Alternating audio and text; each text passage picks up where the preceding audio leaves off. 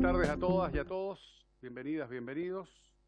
Secretaria, si hubiere cuenta, por favor. Sí, presidente.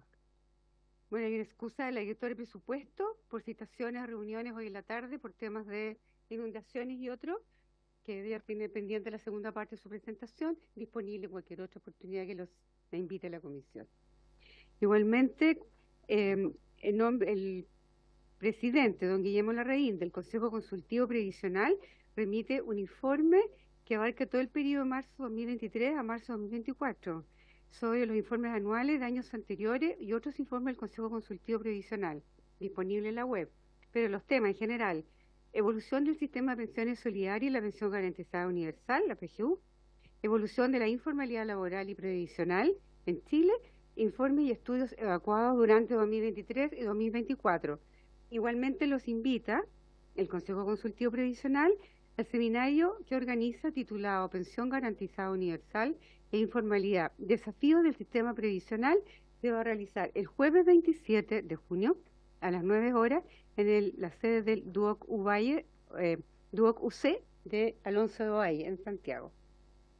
Por si yo les puedo decir que confirman o no confirman, si alguno de ustedes quiere asistir. Y también, el Fondo de Infraestructura de Sociedades Anónimas informa sobre el desarrollo país durante el segundo semestre de 2023 que no hubo aportes y transferencias financieras realizadas por parte del Fisco de Chile a esta sociedad.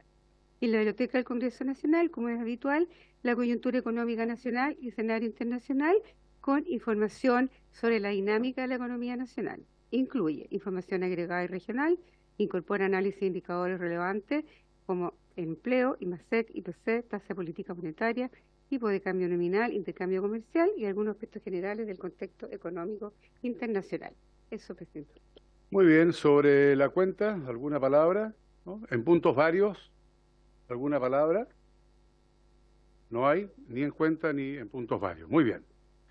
Entonces, para que no solamente veamos la cuenta, vamos a acoger aquí la presencia de nuestro invitado del día de hoy, quien viene acompañado además, con el objeto de recibir al director del Servicio de Impuestos Internos para que exponga sobre, en primer lugar, el proceso de reavalúo de bienes raíces y los mecanismos que dispongan los contribuyentes para reclamar respecto del resultado. En segundo lugar, el estudio de observaciones a la estimación de la brecha del impuesto a la renta de primera categoría del Centro de Estudios Públicos, en particular sobre la eventual falta de información proporcionada por el servicio, que impediría realizar análisis y proyecciones adecuadamente.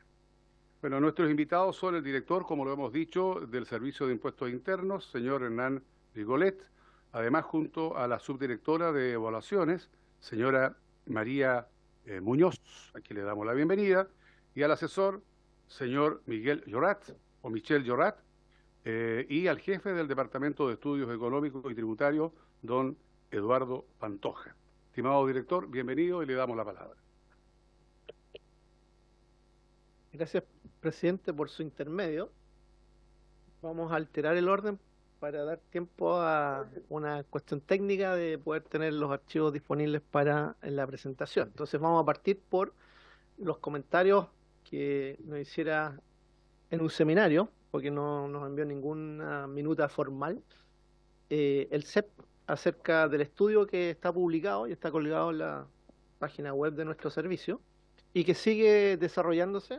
Deberíamos tener ya la versión final hacia fines de julio, porque seguimos avanzando en elementos que van entregando más información acerca de dónde se localizan las brechas por agente institucional, por rama de actividad, y también hacer bien presente todos los estudios de informalidad que están afectando los resultados en términos de la brecha que nosotros hemos estimado.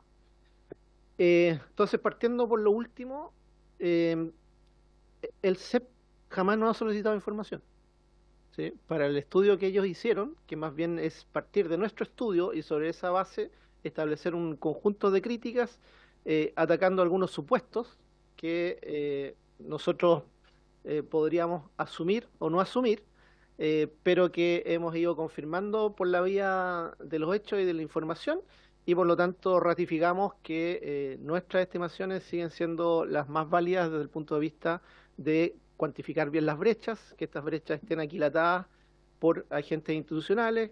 ¿Qué significa agentes institucionales? Sociedades no financieras, sociedades financieras y todo el conjunto de pequeñas y medianas empresas que estén constituidas o no constituidas, sino que actúen en forma de hecho. Y después por ramas de actividad, que son las ramas de actividad agrícola, industria, minería, etcétera, las más tradicionales que nos deberían permitir a nosotros focalizar en nuestras acciones de prevención y de fiscalización para tener mejores resultados desde el punto de vista de transformar evasión en recaudación. ¿Sí? Esos son los objetivos que tiene el estudio. Entonces vuelvo a insistir que finalmente las observaciones del CEP las conocimos en un seminario que organizó el CEP, donde no se me invitó a mí como director del Servicio de Impuesto Interno, sino que se invitó a nuestro asesor y fue acompañado del equipo de estudios del servicio que han estado detrás de las estimaciones que nosotros colgamos y que están disponibles en la página web.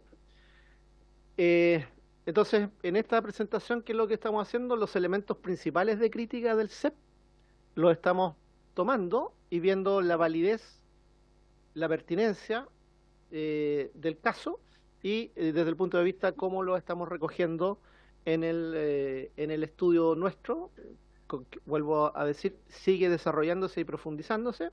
En el mes de julio vamos a tener un año más, o sea, se va a incorporar 2018, 2019, 2020 y 2021 como resultado, y el despliegue además de todas estas otras dimensiones analíticas que van a dar cuenta de dónde se localiza de mejor forma entonces la evasión y la elusión en lo que tiene que ver con tanto con el IVA como en la brecha del impuesto de primera categoría y del impuesto global complementario. Dicho eso, voy a dar paso al equipo que asistió al seminario del CEP y que supo de primera fuente cuáles son las críticas. Y vuelvo a insistir, no se nos hizo llegar ninguna minuta técnica donde se puntualizaran esas críticas y para nosotros haber asumido hay una respuesta formal y tampoco se nos han hecho solicitudes de información como para complementar o profundizar lo que el CEP hizo en términos de críticas a nuestro estudio, porque quiero ser enfático, el CEP no hizo un estudio propio sobre el cual se desprendieron, sino que a partir del nuestro empezaron a hacer algunos cargos y descargos para llegar a una estimación más suave de la brecha en términos de evasión, elusión e informalidad, afectando entonces el rendimiento del impuesto a la renta. Para ser eficientes voy a dar paso entonces a Michelle Jorrat, que estuvo presente en ese seminario y que hemos trabajado en conjunto con el equipo de estudio, cada uno de los elementos que se nos hicieron ver ahí que podrían estar detrás de una sobreestimación o una estimación exagerada de la brecha que nosotros en el estudio presentamos y que es conocida ya por la mayor parte de los diputados y de los senadores y siempre sigue colgado el estudio, disponible para quien quiera analizarlo y revisarlo. Dicho eso, le doy la palabra. Muchas gracias, presidente. Bueno, ahí hay unas cuestiones generales. Lo primero, bueno, como bien decía el director, el CEP no hizo una estimación propia, pero sí analizaron nuestro estudio para encontrar posibles errores que significaran una menor cuantía de la evasión. Eso es importante porque significa que igual el estudio parte con un sesgo, que es encontrar solo posibles errores que bajen la evasión, no que pudieran aumentarla, porque cuando uno hace uno de estos estudios, siempre es perfectible y tiene cuestiones que podrían ir en ambos sentidos, ¿no? La parte positiva es que ellos reconocen que la metodología que se utilizó es la que está validada por el Fondo Monetario Internacional, ¿ya? Y bueno, y estiman estos posibles errores, con los cuales no estamos de acuerdo, como voy a explicar enseguida, y llegan a que la tasa de cumplimiento para los 2 años que ellos analizan sería un 40% en vez de un 49% de incumplimiento, ¿ya?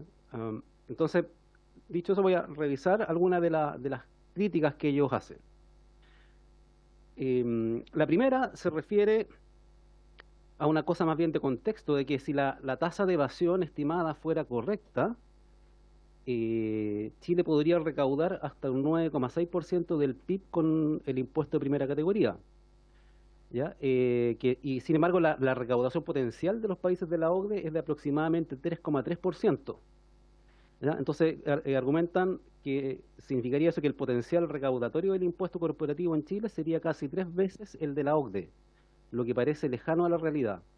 ¿Ya? Este es un argumento que también se ha repetido bastante, pero surge a partir de un error, que es creer que el impuesto de primera categoría chileno es equivalente al impuesto corporativo que existe en los países de la OCDE. ¿Ya? Y eso no es así. Y no lo es porque, en primer lugar, el impuesto corporativo de la mayoría de los países de la OCDE es un impuesto que grava a lo que en Chile serían las sociedades anónimas, ¿ya? Las corporaciones. No grava a todas las empresas. En cambio, el impuesto en Chile es un impuesto amplio que grava a cualquier entidad empresarial, incluyendo empresas individuales, sociedades de personas, etcétera, incluso sociedades de hecho. ¿Ya? Entonces, esa es una de las razones. Entonces, aquí en la PPT hay una explicación de que si uno considerara en primer lugar ese punto que acabo de mencionar, entonces la carga de la OCDE, que es 3,3, podría subir a 4,7, si se amplificara la base de los demás países. En segundo lugar, que la tasa en Chile de primera categoría, como mucho se ha dicho, es algo más alta que la tasa del impuesto corporativo promedio de la OCDE. ¿Ya? Y si tomamos en cuenta ese hecho, entonces de 4,7 pasaríamos a 5,8. ¿Ya? Y por último, que la composición del PIB en Chile es distinta al promedio de la OCDE, porque en Chile las utilidades de las empresas, que en cuentas nacionales se mide como el excedente de explotación, explica del orden del 50 y algo, entre 50 y 60% del PIB. En cambio, en el promedio de los países de la OCDE representa en torno al 30-35% del PIB. Ese hecho hace que si uno corrigiera por ese elemento, entonces el 5,8 ahora sería 8,6. Entonces, esa es la explicación. Perdón, y para complementar, porque cuando yo dije que en los países de la OCDE solamente pagan el impuesto corporativo lo que sería la sociedad anónima, la pregunta es, bueno, ¿y qué pasa con el resto de las empresas? El resto de las empresas en esos países tributan con un sistema transparente, ¿ya? Es decir, las utilidades van directamente a los dueños de las empresas y pagarían lo que en Chile sería el global complementario. Y por lo demás, usan las explicaciones de por qué en Chile el impuesto global complementario recauda tan poco en relación a otros países. En segundo punto, ellos dicen, llama la atención que la nueva cifra de evasión reportada por el Servicio de Impuestos Internos casi duplique la del último reporte oficial del 2009. Como queriendo decir que también eso, otro argumento que parece extraña a las tasas actuales. Y la verdad es que la explicación es bien simple. Las cifras no son comparables porque ese último reporte oficial se hizo con las cuentas nacionales que tomaban como año base el 2003. ¿Ya? Pero el Banco Central fue corrigiendo también sus cuentas nacionales, porque con ese mismo año base, en el caso del IVA, se llegó a estimar una evasión mínima de 8,8%. Sin embargo, cuando el Banco Central corrigió sus cuentas nacionales y pasó del año base 2003 al año base 2013, la evasión de IVA ya no era 8,8, sino que era 18,5. ¿Ya? Si se hubiera hecho la misma actualización con las tasas de primera categoría, probablemente se habrían aumentado casi al doble. ¿Ya? Pero eso no se ha hecho. ¿Ya? Pero para ilustrar, aquí en estos gráficos yo tengo primero la evasión de IVA. Si se puede avanzar, por favor. Ahí está la evasión de IVA que se midió con el año base 2003. ¿Ven? Ahí hay una tasa mínima de 8,8%. Después si avanzamos a la siguiente y de inmediato a la siguiente, ahí la línea roja es con la actualización al año base 2008 y la de más arriba es con el año base 2013, ¿ya? En donde se ve que, claro, la evasión de 8,8 pasa a 18,5. Entonces, después, la siguiente lámina, pusimos ahí la estimación de brecha de primera categoría, tal como se midió originalmente, y después hicimos un ejercicio que no es una estimación de evasión, es la última, pero sí es aplicar la misma diferencia que se produce en IVA al impuesto a la renta. ¿Ya? Entonces, por eso es que puede llamar la atención que las del 2009 no hayan sido o hayan sido tanto más bajas, es porque estaban hechos con unas cuentas nacionales que después fueron modificadas.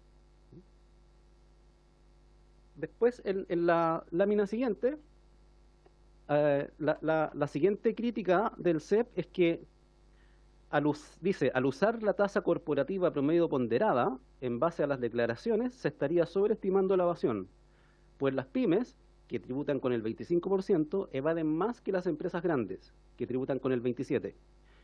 Lo que quiere decir ello es que nosotros, al estimar la evasión, y hay un problema cuando uno tiene más de una tasa, porque no se puede medir la base para las pymes y la base teórica para las grandes, no es posible. Entonces uno mide una sola base imponible que se evade y nosotros le aplicamos la tasa promedio ponderada que existe en la realidad, en las declaraciones. Entonces ellos dicen que eso podría sesgar al alza la estimación porque es muy probable que las empresas pequeñas evadan más que las grandes. Entonces que la evasión en realidad debería tributar con la tasa menor más que con la mayor. ¿Ya? Ahora, pero eso tiene un problema, tiene un error ese razonamiento porque los regímenes que llevan a que una empresa pague 25 o 27 no son estáticos, sino que dependen justamente del nivel de ventas de la empresa. ¿Ya? Entonces, si las empresas no evadieran, muchas de las que hoy día están pagando 25, en realidad debieron haber pagado 27, tanto por lo que valen como por lo que hoy día declaran. ¿Ya? Entonces, en realidad, cuando uno hace este supuesto que hacemos nosotros de usar la tasa promedio ponderada, estamos efectivamente suponiendo lo que ellos dicen, ¿no es cierto?, que las empresas pequeñas probablemente evaden más que las grandes. Pues de otra manera, la tasa promedio ponderada teórica que habría que usar sería más grande que la efectiva. La verdad es que es muy difícil saber, así de cierta, cuánto de la evasión está, saberlo a priori, digamos, cuánto debería ser esa tasa promedio ponderada, pero no es cierto que uno deba castigar esa tasa para suponer que las empresas pequeñas evaden más. Luego dicen, la siguiente lámina, por favor, para ajustar la tasa promedio ponderada, los autores lo que hacen en el CEP es, suponen que la mitad de la base imponible evadida sería reinvertida. ¿Y qué significa eso? Por un beneficio que tenemos, significa que al reinvertir esa utilidad evadida pagaría la mitad de la tasa, 12,5 en vez de 25. Y suponen además que la otra mitad sería obtenida por contribuyentes que habrían estado sujetos a una norma del artículo 14 ter, que ya no existe, y que por lo tanto habrían pagado cero, una tasa cero. ¿Ya? Y la verdad es que ambos supuestos están muy lejos de la realidad. ¿Ya? Primero, no es posible suponer de que lo que se evade se acogería a la norma de reinversión de utilidades, porque sería suponer de que la evasión se reinvierte. ¿Ya? Y la verdad es que los datos son muy contradictorios con eso, porque según las cuentas nacionales, los retiros de utilidades que estima el Banco Central son 3,2 veces más grandes que los que se declaran en impuesto interno, de lo cual se deduce que esa diferencia corresponde a evasión y por lo tanto no es razonable pensar de que la evasión se reinvierte. Y lo segundo es que esto de suponer de que la otra mitad habría pagado cero tampoco es realista, porque los contribuyentes que tenían esa posibilidad eran muy poquitos y de esos pocos solamente el 4% se acogió a esa exención. ¿Por qué tan bajo? Bueno, porque da casi lo mismo, porque esa exención no tiene, o sea, en el fondo, en esos sistemas que son en base de vengada, lo que se paga en primera categoría automáticamente es crédito, entonces no hace mucha diferencia pagarlo o no pagarlo, ¿no? Pero incluso aunque uno aceptara estos dos supuestos del CEP, no haría mucha diferencia, porque simplemente si uno supone de que la tasa de las pymes es más baja, sería como estimar una menor tasa de evasión en primera categoría, y después tendría que aumentar la de global complementario, ¿no? Porque si yo supongo de que los pequeños empresarios no tienen primera categoría, vamos a tener que suponer después, cuando hacemos la estimación del impuesto personal a la renta, que tampoco tienen crédito. Por lo tanto, no es importante, o sea, es equivocado el argumento, pero tampoco tendría un efecto significativo porque se compensaría en el impuesto personal. Después, el CEP también dice que el estudio de impuestos internos olvidó hacer ajustes por informalidad y que habría que suponer que los informales se acogerían a la deducción del 50% por utilidades reinvertidas. O sea, que si no evadieran, si fueran formales y no evadieran, pagarían la mitad de la tasa nuevamente. Bueno, la verdad es que no es cierto que no hayamos hecho ajustes por informalidad, porque hicimos un estudio específico de informalidad, ¿ya? Utilizando la encuesta suplementaria de ingresos que elabora el INE. ¿Ya? Y en base a ello determinamos, por ejemplo, que los ingresos informales son 5,2 billones de pesos, que es más de lo que ellos estiman, de 4,3, y que solo un 17% de esos ingresos informales debieron haber sido con boletas de honorario, ¿ya? En vez del 35% que ellos suponen. ¿Ya? Y la verdad es que lo segundo, de que los informales se habrían acogido a la deducción de utilidad reinvertida, no parece muy razonable, porque el ingreso promedio de los informales es 340.000 pesos. ¿Ya? Entonces, muy poco probable pensar de que alguien con ese nivel de ingreso retuviera las utilidades para pagar menos impuestos. ¿Ya? Y si lo hicieran, probablemente sería también una cuestión evasiva, digamos. En el punto 6, la siguiente crítica se refiere al tratamiento del leasing financiero. ¿Ya? Ellos dicen, en la metodología del Servicio de Impuesto Interno no se incluye el diferimiento de impuestos del leasing financiero, que está asociado al momento en que se traspasa el bien, ¿ah?, del banco al comprador, cuando la empresa de leasing realiza una pérdida de capital deducible de impuestos. Bueno, eso está explicado en el informe, de que el efecto neto que produce el tratamiento particular del leasing financiero es justamente que al traspasarse el bien, el banco hace una pérdida de capital. ¿Ya? Y explicamos de que no lo habíamos incorporado hasta ese momento, porque en general no habíamos podido incorporar las ganancias y pérdidas de capital. Entonces, dado que no estábamos incorporando las ganancias y pérdidas de capital en general, no había razón, o parecería como asimétrico deducir solo las pérdidas de capital asociadas al leasing. ¿Ya? En todo caso, el impacto que el mismo CEP estima no es tan relevante, pero lo interesante es que ahora que hemos podido procesar más información, porque hay un tema de dificultad de estimar estas ganancias y pérdidas de capital, en el nuevo informe va a venir incorporado las ganancias y pérdidas de capital a los valores efectivos que declaran las empresas. Y la verdad es que va a tener un efecto poco significativo, pero más bien al alza que a la baja, ¿ya? Porque las ganancias de capital son bastante más grandes que las pérdidas, incluyendo las pérdidas que declaran las empresas de leasing.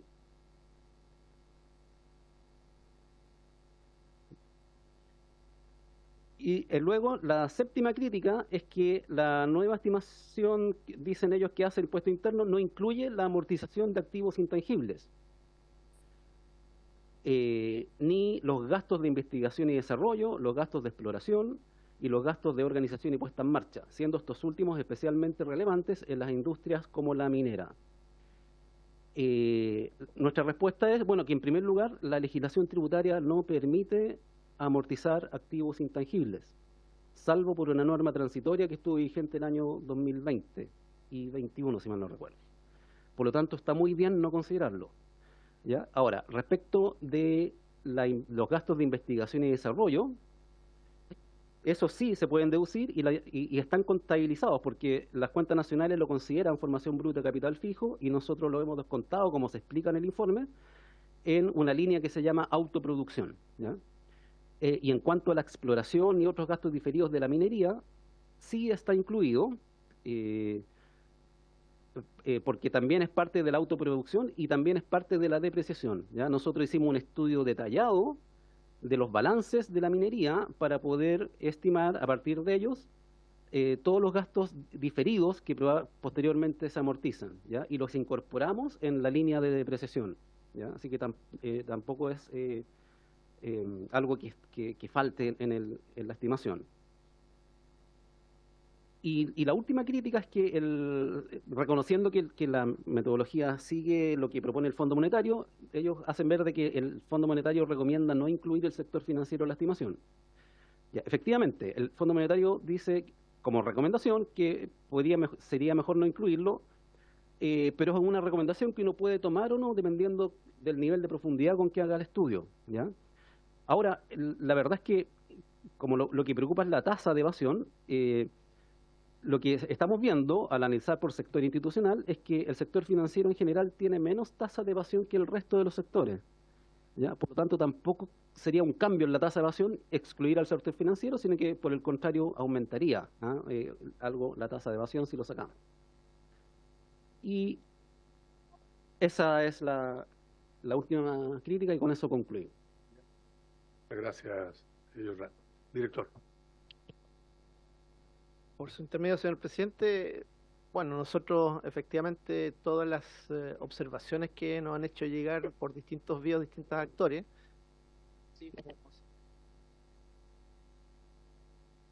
así como consideramos las del CEP en profundidad, todo lo que nos ha hecho llegar el Colegio de Contadores y otras instituciones que han tenido dudas con respecto a lo que hemos planteado, nosotros hemos hecho los esfuerzos de revisión y todas las mejoras que en el margen van posibilitando tener mejor respuesta y completitud del estudio están siendo incorporadas.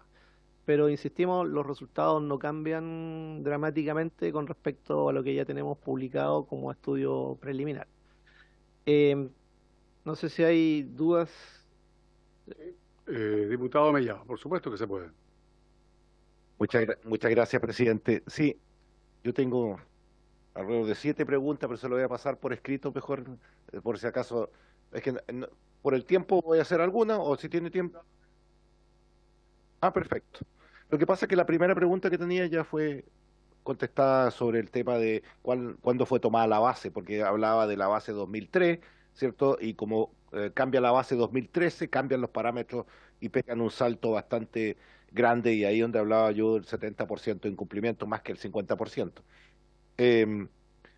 Sobre el tema de, el señor Llorat decía en una entrevista en el medio Pauta en 2000, que 2/3 de los casos del catálogo de elusión se capturan en el informe de evasión de impuestos directos, lo que llama la atención ya que la elusión requiere una calificación judicial.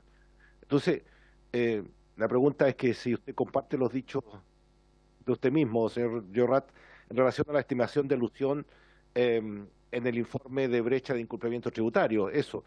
Después, cuando se presentó el informe, en entrevista en el Mercurio, el ministro de Hacienda, al buscar explicación a la alta cifra de evasión informada en impuestos a la renta de las empresas, dijo que probablemente provienen de la informalidad. Lo mismo decía el señor Llorat en el estudio de la Universidad de Chile. Entonces, no sé si comparten esa visión también. Tercero, que en la lista es cuarta, uno de los argumentos entregados por utilizar la metodología macroeconómica en la determinación de la evasión del impuesto directo es el alto costo de la metodología microeconómica que utiliza la mayoría de los países de la OECD. ¿Cuándo es el costo estimado de la actual asesoría en este caso y cuál es el que se evalúa utilizando una metodología más confiable y significativa a nivel de impuestos directos como ascendiente de moneda microeconómica? Ese sería. Y en quinto, cuarto para que me lo respondan, el gobierno se comprometió a entregar en abril de este año la desagregación de dónde se aloja la evasión y todavía estamos esperando. Entonces, ¿cree usted que las medidas contra la evasión y la elusión están bien definidas en el pacto fiscal si no conocemos dónde se aloja la evasión? Es un tema que efectivamente quisiera que me lo contestara. Y por último, los países como Australia, Canadá, Gran Bretaña, al determinar las cifras de evasión del impuesto renta de las empresas, postulan que contar con datos fiables y significativos es crucial para tener el respeto de la confidencialidad de la comunidad. ¿Qué mecanismos de fiabilidad y significancia tiene el informe de evasión de impuestos internos que garantice la fiabilidad? Y por último, Chile recauda, según la información de estadística, un 4,4% del PIB en impuestos corporativos. Esto también fue respondido en parte. Un poco más que el promedio que recauda la OECD. De hecho, se encuentra entre los 4 países con más recauda en términos del PIB en este impuesto. Una tasa del 27 y la OECD una tasa del 23. Entonces, ¿cómo se explica entonces el alto nivel de evasión que ustedes informan del 50% cuando países que recaudan un nivel de impuestos similar a Chile, como Australia, Canadá o Gran Bretaña, muestran tasas significativamente menores de evasión, determinadas con métodos microeconómicos y no macroeconómicos como Chile? Y por último, lo otro es, a pesar de que el impuesto interno dice cumple todas las metas de gestión contra la evasión, los rendimientos obviamente de operaciones, renta en términos de recaudación sigue siendo bastante bajos. Yo le pediría lo que pueda contestar, si no se lo envío, se lo dejo para que puedan responder después. Diputado, vamos a pedir además que como le va a dejar, ¿no es cierto?, estas 7 consultas que usted ha explicado, si estiman además también enviarle por escrito la respuesta.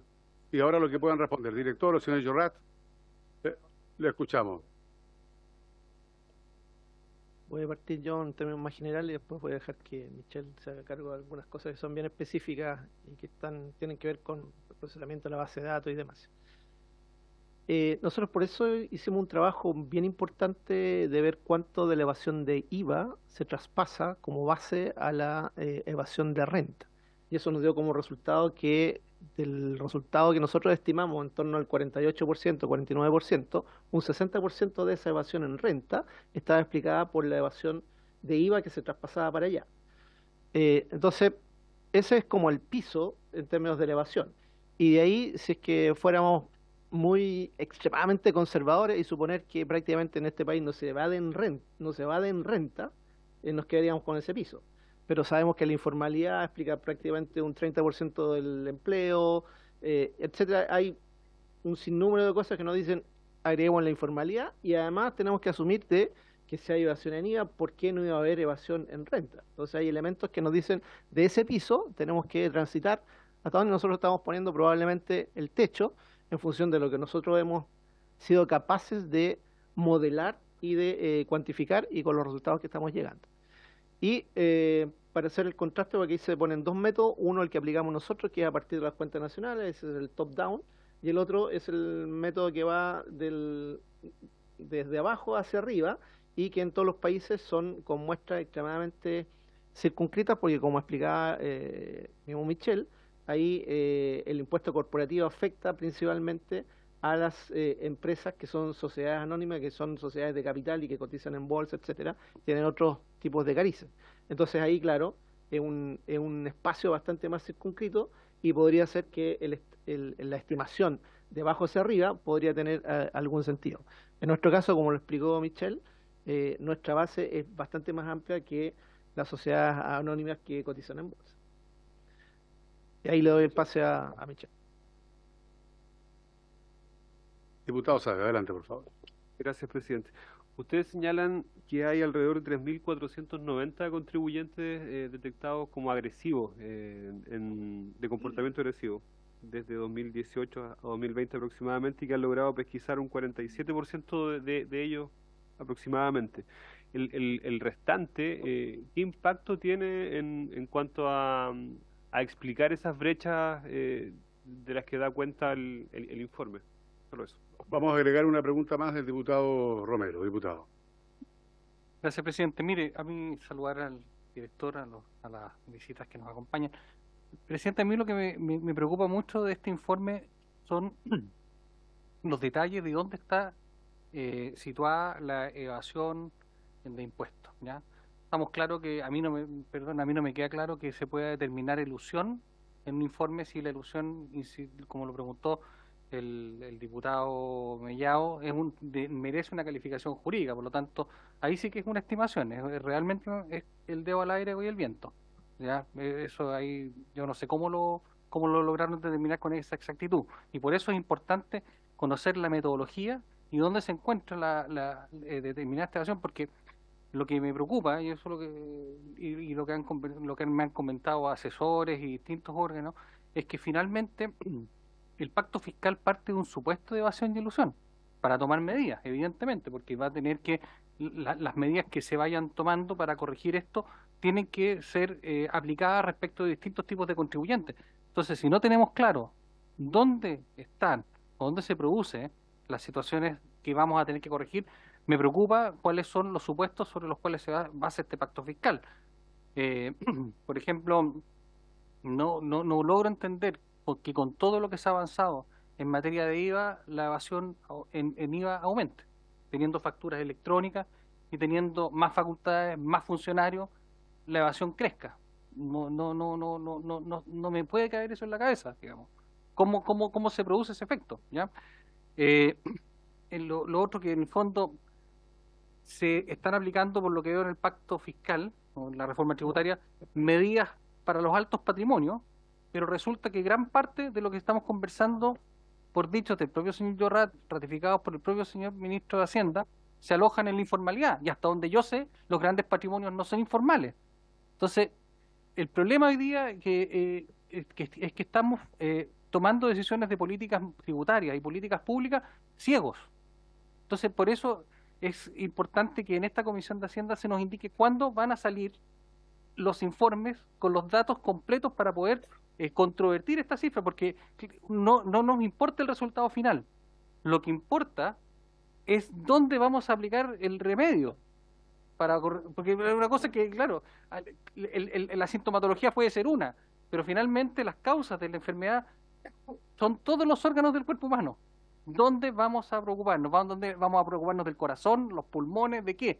Y eso es lo que yo acá no veo, presidente, y me preocupa porque estamos tomando decisiones que en el pasado se tomaron y se tomaron mal y le afectaron al país. Entonces, por eso la pregunta es bien clara. ¿Cuándo vamos a tener la información desagregada? ¿Dónde vamos a ver realmente los problemas que tenemos hoy día de evasión tributaria para que las medidas que tome el Congreso Nacional apunten a corregir ese problema? Gracias, presidente.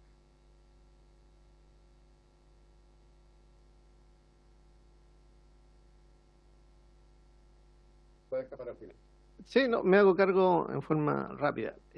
Efectivamente, nosotros estamos trabajando en tener elementos que nos digan dónde está localizada en mayor intensidad la evasión y dónde radica entonces también la informalidad, porque la informalidad no está uniformemente distribuida en todas las ramas de actividad y tampoco está uniformemente distribuida en todos los agentes institucionales. Entonces, la versión final desagrega el resultado global en términos de agentes institucionales, sociedades no financieras, sociedades financieras y hogares empresarios, que ahí están todas las pequeñas empresas que no estén constituidas en alguna forma de sociedad y donde está obviamente la informalidad. La informalidad no actúa por la vía de sociedades, ¿sí? Actúa por arreglos institucionales que no están formalizados y por lo tanto así son informales. Y eso está debidamente aquilatado. Y además la revisión por ramas de actividad, para que efectivamente nuestros planes de fiscalización en el futuro sean mucho más eficaces desde el punto de vista de poner más energía donde efectivamente la brecha es mayor.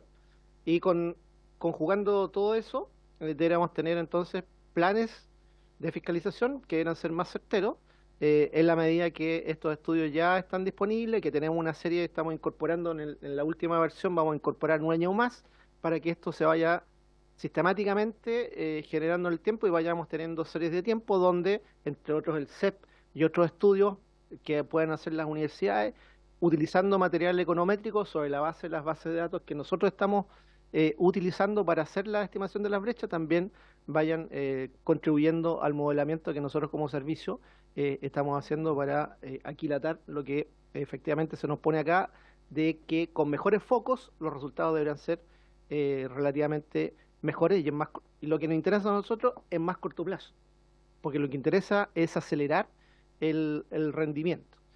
Por eso nosotros, esto es un proceso que se va desarrollando en el tiempo y nos permite ir avanzando sistemáticamente. Lo que estamos buscando acá es un método sistemático para ir aquilatando las brechas y entonces poniendo los planes de acción en función de esas brechas y donde tenemos que efectivamente lograr los mayores impactos. Ese es el objetivo de este estudio, ¿sí? Que nos permita entonces nuestros planes operacionales anuales, que el plan de gestión del cumplimiento tributario pueda tener entonces una base analítica que nos diga estos son donde hay que priorizar y estos son los instrumentos y estas son las auditorías o las revisiones de cumplimiento que vamos a aplicar. Ese es el objetivo de este estudio. El estudio en sí no es el que nos aporta las herramientas que necesitamos para poder hacer mejor el trabajo. Y ahí estamos apuntando a que lo que se visualiza en la economía real, en el proyecto también tenemos que visualizarlo por el lado de la economía financiera.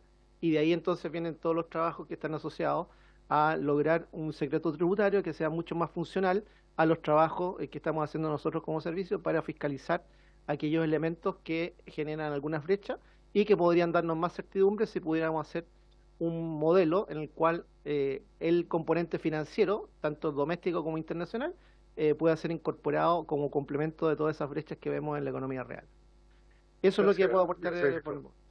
El diputado Romero.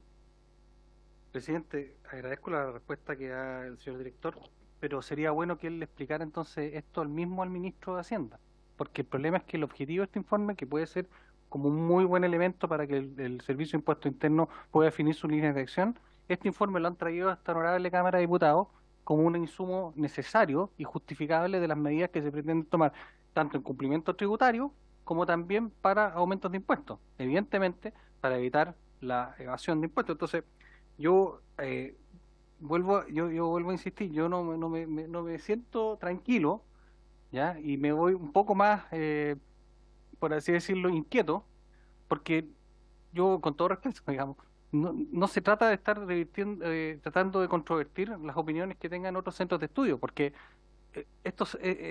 porque este informe tiene que bastarse a sí mismo. Entonces, el gobierno no puede estarse defendiendo permanentemente, o el Servicio de Impuesto Interno, o este informe de evasión, respecto a lo que digan los demás centros de estudios que en realidad les faltan antecedentes, ¿ya? Aquí la preocupación que nosotros tenemos, presidente, es que se nos dice que, y se le dice al país, que en este minuto hay una evasión bastante alta de impuestos, y una ilusión que se pretende llevar a, por ejemplo, a empresas, ¿ya? Y la verdad es que a mí me gustaría saber en qué parte de las empresas, en qué tipo de incumplimiento tributario, en qué tipo de operaciones se está produciendo eso. Y eso es lo que nosotros hemos pedido. Yo lo he pedido básicamente al Ministerio de Hacienda y se lo he pedido también por intermedio de ese ministerio al Servicio de Impuesto Interno, que es desagregar esta información. Entonces, yo lo que quiero insistirle al señor director es que, claro, efectivamente este informe es un insumo para que ellos puedan trabajar, pero el tema es que a nosotros como parlamentarios, este estudio no es un material de trabajo, es una justificación del gobierno del presidente Boric para que nosotros impulsemos o le aprobemos una reforma tributaria. Y como en el caso particular de los republicanos no estamos convencidos de que el diagnóstico sea ese, es que queremos esas cifras para que eventualmente, si se va a avanzar, avancemos con un criterio de validez para todos. Pero no podemos, por así decirlo, dar un salto de fe en estos temas, porque esos saltos de fe nos han costado caro en el pasado.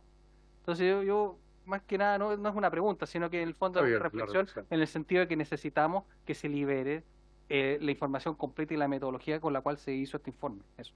Bien, gracias, diputado. Pero yo además entendí, y dicho esto por el propio ministro, que se ha recogido de todas las demás opiniones, no solamente de este en particular centro de estudios, sino que hay otras instituciones como el Colegio de Contadores y otros tantos más que no están de acuerdo, efectivamente, y que aquellos puntos los que no coinciden han sido recogidos por el servicio y por quienes están llevando este trabajo adelante. Por lo tanto, creo que aún falta información que esta comisión debe conocer. Diputado Naranjo, me pide la palabra y luego para que responda el señor Michel Llorá. Presidente, a mí de verdad no me deja de sorprender las opiniones de algunos parlamentarios. ¿Por qué lo digo, presidente? Porque aquí hubo un rechazo furibundo, extremo, a hacer un aumento de impuestos. Y el gobierno, a raíz de que aquello fracasó, y habiendo advertido que uno de los problemas más serios que tiene Chile es la evasión y la elusión, nos plantea otra propuesta legislativa que es de cumplimiento tributario. Es decir, que no hayan delincuentes tributarios en el país, que los hay y son muchos, que los hay y son muchos. Y resulta que ahora le empezamos a encontrar las 7 patas al gato para no legislar o avanzar en justamente evitar la elusión y la evasión en el país. Entonces, ¿cuál es la idea? ¿Cuál es la idea? ¿Queremos que sigan existiendo delincuentes tributarios en el país? ¿Esa es la idea? ¿Eso es lo que queremos dejar instalado? Y yo me imagino que la gran mayoría de nosotros no está de acuerdo que hayan delincuentes tributarios. Y lo que nos ha ilustrado Impuestos Internos y otras instituciones es que en nuestro país hay un problema serio de evasión y elusión. Y que al país le corresponde legislar sobre esa materia para que haya cumplimiento tributario. Si no estamos, lo único que estamos haciendo a través de esta norma legislativa es que la gente cumpla la ley. Si no estamos haciendo nada del otro mundo, ¿ah? Es decirle, mire, ¿sabe qué más? Vamos a hacer una norma legal para que ustedes cumplan la ley. Y aún así, uno escucha de repente y me deja de sorprender que también se pone pero. Es como que se quisiera mantener e incentivar que existan más delincuentes tributarios en el país. Y eso me preocupa, presidente, porque uno esperaría cierta coherencia en los términos que decimos, de que mire, cuando los argumentos que hubo para rechazar el incremento de impuestos fue que nos abocáramos a la evasión y a la elusión, que eso sí que teníamos, y en eso estábamos todos de acuerdo. Y bueno, resulta cuando el Ejecutivo quiere legislar sobre eso, y hace una propuesta, volvemos a encontrarle los peros otra vez.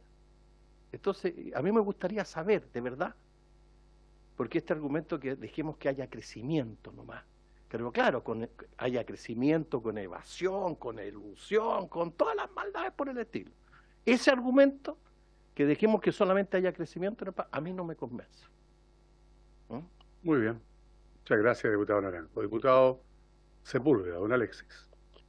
Gracias, presidente.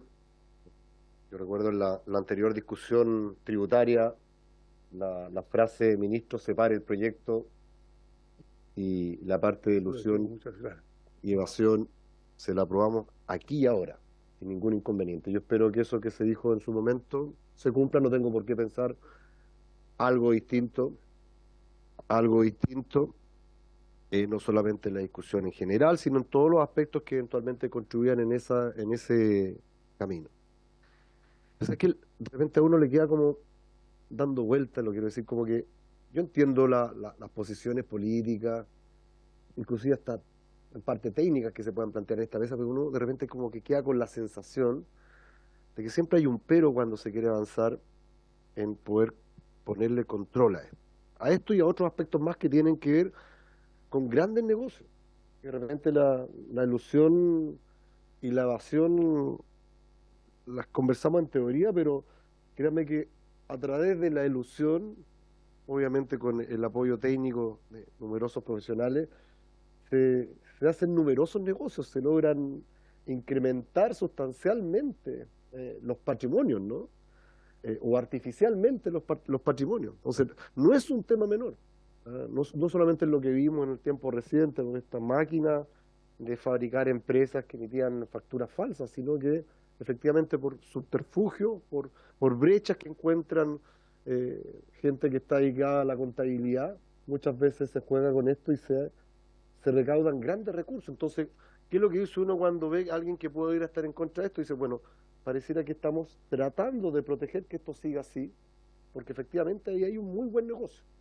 Y prueba de ello, lo quiero recordar, tiempo atrás, cuando tuvimos una discusión en esta misma comisión, vino un expositor que primero era representante de los contadores y que después lo fue, no sé por quién venía en esa ocasión, porque como que se va cambiando de representación, parece que no sé si era la Confederación o la Cámara de Comercio, pero que incluso nos emplazó en su momento a quienes estábamos en esta comisión, a los parlamentarios, y que claramente ponía lo peligroso que podía ser un proyecto que estábamos discutiendo en el ámbito tributario en ese momento. Entonces, yo creo que aquí uno en el fondo tiene que en el fondo hacer lo que dice, ¿no? Porque todos acá en contra de la evasión, en contra de la ilusión, pero cuando después vamos al detalle, cuando después vamos a la minucia, como que uno se encuentra con muchos peros. Entonces, yo siento que aquí, como en la delincuencia, hay que tener una postura clara, nítida. Uno no tiene por qué amparar a quienes evaden, no tiene por qué amparar a quienes juegan con la ilusión, que efectivamente le están quitando recursos importantes para poder atender numerosas necesidades que tiene este país. Yo espero, y estoy seguro que va a ser así, que todos los parlamentarios que en su momento dieron esa señal inequívoca de que la tributaria tenían una diferencia, pero que la ilusión y la evasión la aprobaban aquí, ahora ya, yo estoy seguro que van a cumplir su palabra, porque sé que son parlamentarios de palabra, no me cabe la menor duda, presidente. Muchas gracias. Gracias, diputado Sepúlveda. Diputado Millado.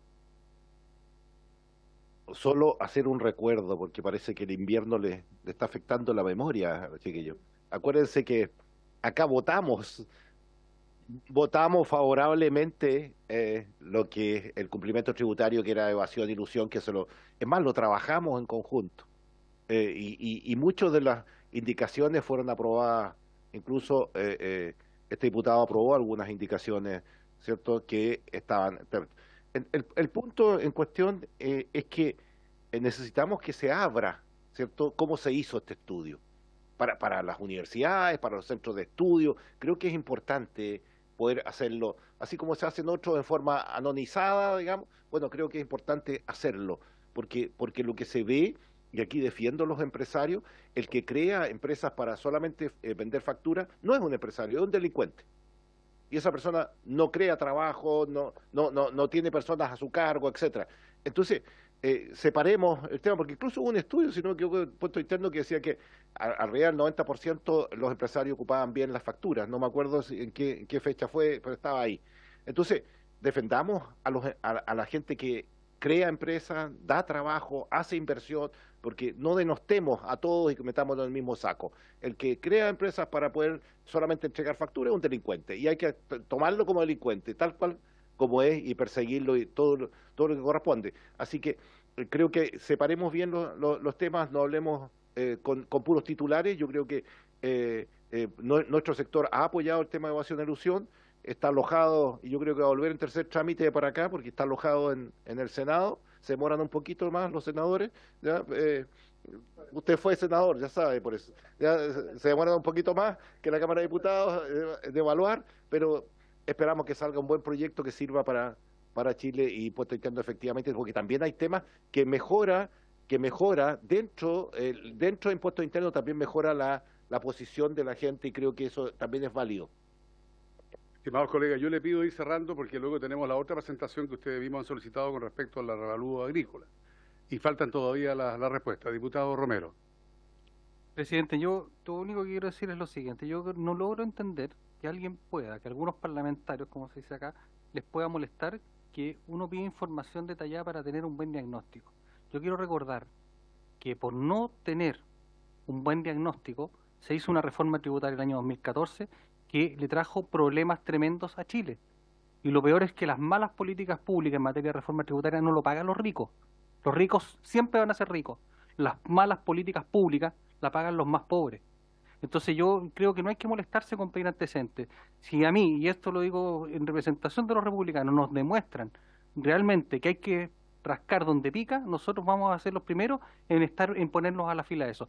Pero si no son capaces de entregarnos buena información para tomar una buena decisión, y porque esto no logra un consenso nacional, presidente, porque si fuera tan así, todo el mundo estaría viendo reformas tributarias y no están de acuerdo con esto, porque los diagnósticos son malos, son incompletos.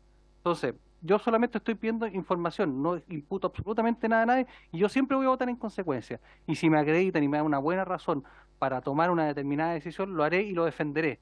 Pero me parece que molestarse porque se pide información y eso se use para decir que hay un subterfugio, que tenéis ganas de defender a los ladrones, eso no me parece. Aquí yo no estoy diciendo nada. Invitamos al director para que entregue información, le estamos preguntando respetuosamente, porque él es el que nos puede iluminar. Nosotros no tenemos información, él nos tiene que entregar eso, para tomar una buena decisión, que insisto, en el pasado no se tomó, y las consecuencias las pagan los más pobres. Gracias, presidente. Gracias, diputado Romero. Bueno, señor Llorat, ¿va a responder o el director quiere responder? Usted termina, director, ¿le parece? Para que... Bien, primero responde el señor Llorat y luego cerramos con usted. Y pasamos después a la presentación. Gracias, presidente. Por su intermedio voy a intentar responder algunas de las preguntas. La primera, que tiene que ver con lo del catálogo elusivo. Creo que yo mencioné que aproximadamente 2/3 de los casos del catálogo se podrían capturar en el informe de evasión. Lo que pasa es que hay una discusión conceptual ahí de este tipo de metodologías, cuánto miden de evasión y de elusión. Y al final eso tiene que ver sobre todo con cómo se construyen las cuentas nacionales, porque hay que recordar que estos métodos estiman una recaudación teórica o potencial a partir de las cuentas nacionales. Entonces, voy a poner un ejemplo. Una forma de eludir es manipulando los precios de transferencia de las exportaciones. Por ejemplo, ya en el cobre, por decir algo. Entonces, si el Banco Central, para estimar la producción, la valoración de la producción de cobre, utilizara precios de mercado en vez de los de la factura, uno podría decir, entonces la metodología va a medir bien esa elusión por manipulación de precios de transferencia. Si usa la de las facturas, no. Entonces, lo que yo quise decir es que al analizar el catálogo, me parece que como 2/3 de las figuras, no de montos, sino que de las figuras que están en ese catálogo, podrían ser capturadas porque se refieren a diversas formas para producir artificialmente pérdidas de capital. ¿Ya? A eso me refería, pero no hay claridad de qué monto significa eso, porque como todo método tiene sus limitaciones, entonces uno no puede por este método llegar a determinar cuál es la evasión de cada figura, estamos lejos de eso. Sí, a nivel de sector institucional, actividad económica. Claro. Después, sobre el tema de la informalidad, sí, nosotros hemos estimado informalidad, pero no es el grueso, ¿ya? Por ejemplo, en el IVA aproximadamente creemos que un 18%, 20% se explica por informalidad. Informalidad me refiero a comercio callejero, y en renta un poco menos. ¿Ya? Entonces, está incluida, porque hay que incluirla, porque también es evasión, ¿ya? En la cifra global. Después, sobre la metodología ascendente, que muchos han hablado de ella, pero la verdad es que son metodologías carísimas. Por ejemplo, el primero que hizo esto fue Estados Unidos. Tenían el llamado programa de medición del cumplimiento tributario, que significaba seleccionar al azar del orden de 50.000 declaraciones o 50.000 personas a las que se auditaban en profundidad por un periodo, no sé, de 6 meses cada una. Y tal es así que en los años 90 el Congreso de Estados Unidos le quitó el presupuesto a Estados Unidos para hacer ese programa. Y ahí lo modificaron y llegaron a algo más limitado, pero más barato, ¿ya? Entonces, pero uno de los problemas que tiene esos métodos es que en general tiende a subestimar la evasión, ¿ya? Porque se basa en que impuestos internos fiscalizan en profundidad a alguien para descubrir cuánto evade. Pero evidentemente no es posible descubrir toda la evasión, ¿ya? Por ejemplo, si alguien vendió sin boleta y impuesto interno no tiene acceso a la cuenta corriente, es imposible detectar en una fiscalización en terreno que esa persona evadió, ¿ya? Entonces siempre esas estimaciones por los métodos ascendentes hay que considerar que son pisos, ¿ya? De hecho, en Estados Unidos había unos trabajos teóricos que trataban de estimar un factor de cuánto no pillaba el fiscalizador cuando hacía cada una de estas fiscalizaciones para medir evasión, ¿ya? Entonces tampoco es la panacea, y es caro y los resultados son limitados también. No necesariamente, no, es que tampoco hay mucho como decirlo, ¿no? Porque uno está tratando de descubrir algo oculto y llega a dos resultados por dos vías, y por eso es que el Fondo Monetario o la organismo internacional le dicen ambos son buenos y es bueno usar los que se puedan, ¿no? En Latinoamérica nadie va a usar el método ascendente por el tema de costo, ¿ya? O hay experimentos, por ejemplo en Chile hicimos un experimento similar, ¿ya? Para medir la venta sin boleta, ¿ya? En los años 90. ¿Ya? Cosas como así, experimentos puntuales, sí es posible utilizar, yo creo, ¿ya? Pero por ahora yo creo que sigue siendo mucho mejor para Chile los métodos descendentes. ¿Algo más? Bueno, lo vamos a responder por escrito porque no sé si quedó, o sea, quedaron varias que no sé. Sí, pero eso quedamos en que efectivamente las consultas del diputado Mellado van a ser respondidas por escrito. ¿Ah? Bien, ¿hay más consultas sobre el primer punto? ¿No? Vamos a pasar entonces, director, al segundo punto, que es el tema de los reavalúos agrícolas. Tiene usted la palabra. Gracias, señor presidente, por su intermedio. Bueno, la que va a hacer la presentación es María Alicia Muñoz, subdirectora de evaluaciones, de quien depende todo lo que tiene que ver con el catastro de bienes raíces del país, separado en las series agrícolas y las series no agrícolas, y la que nos convoca aquí es la serie agrícola. Yo quiero hacer presente que aquí estamos repitiendo la presentación, porque la Comisión de Agricultura ya nos citó e hicimos la presentación. Así es que hay un llamado de atención de que esa información, las comisiones yo me imagino que las comparten. No, bueno. Las comisiones no la comparten, esta no la he escuchado vamos a estar muy atentos a escucharla, que ustedes ya...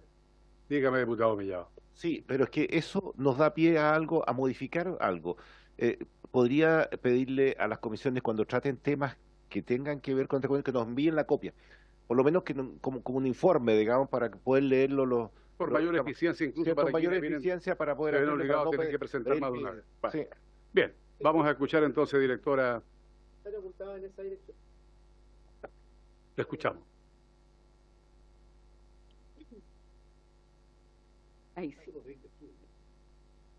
Bueno, muy buenas tardes, señores diputados y señoras diputadas. Por su intermedio, señor presidente, voy a presentar, la verdad es que intentamos actualizar un poco la presentación, tenemos algunas novedades, un poquito, ¿ah? Siempre se puede mejorar. Bien, ustedes tal vez lo saben, pero nunca está de más repetirlo. ¿Por qué es importante el impuesto territorial, conocido como contribuciones?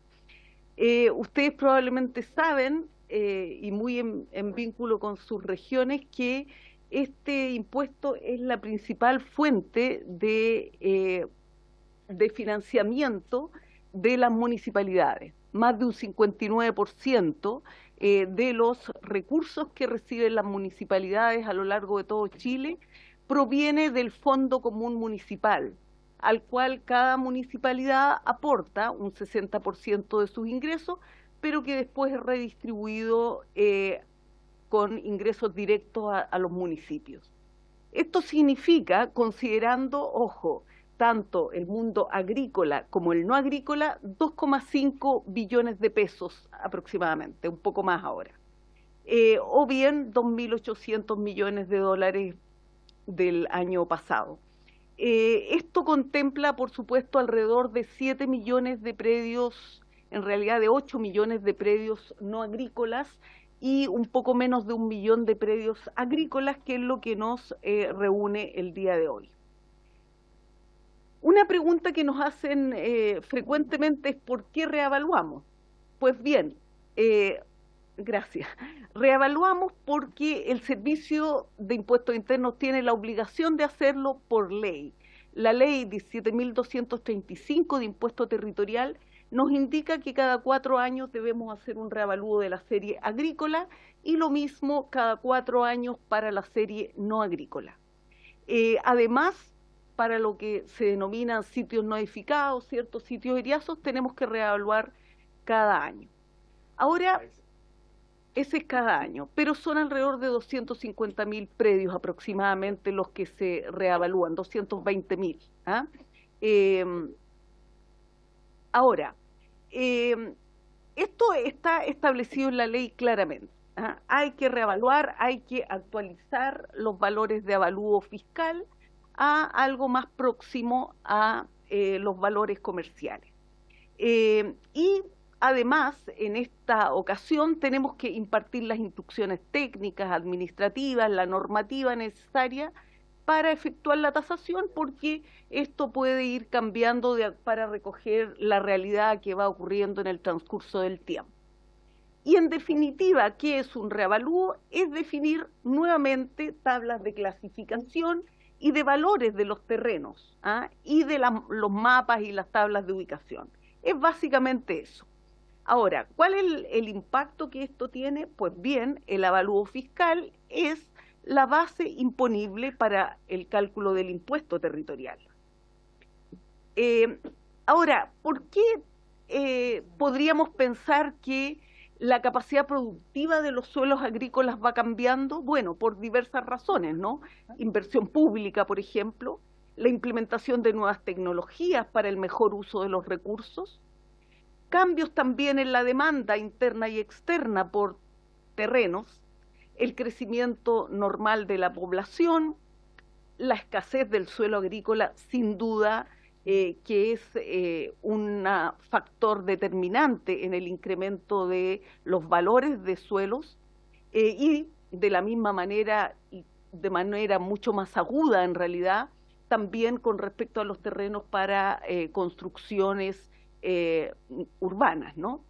Y bueno, hay otros factores que pueden influir también en esto. Ahora, históricamente, si puede adelantar por favor, gracias, tenemos los distintos años en los cuales hemos hecho reavalúos agrícolas. Efectivamente hubo un tiempo grande entre los 80 y el 2000 en que no hubo muchos reavalúos.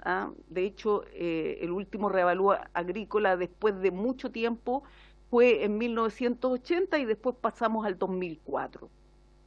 Ahora, en los últimos tiempos hemos, gracias también a considerando elementos tecnológicos que hemos incorporado, nuevos desarrollos de aplicativos, etcétera, mayor información con la cual contamos, hemos podido también fundar cada vez mejor los valores de los avalúos. Pero como transcurrió tanto tiempo entre un avalúo en que no se hicieron reavalúos agrícolas con mayor cantidad de data, eso ocurrió que el 2020 hubo efectivamente un incremento mucho más importante de los avalúos agrícolas.